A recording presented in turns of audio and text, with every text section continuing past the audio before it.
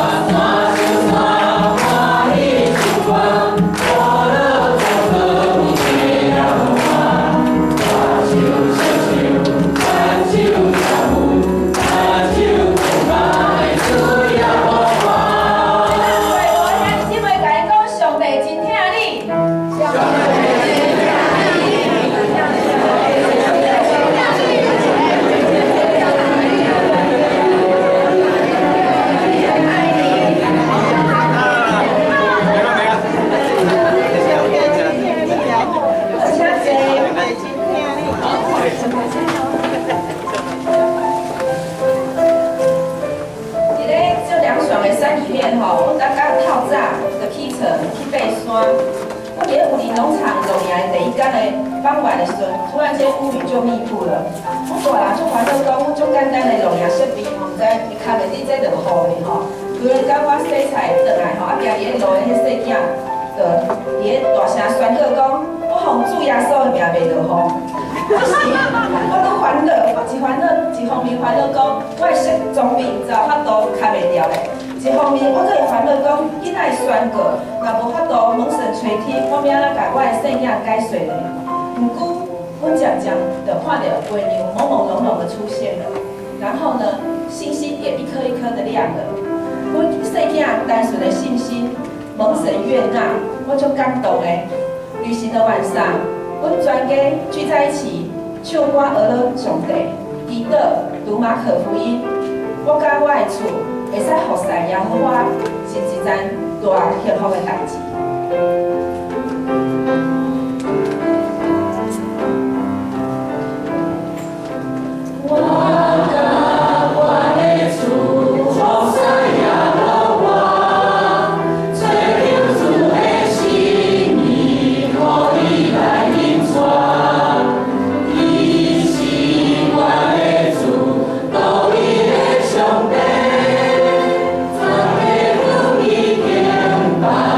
Hallelujah.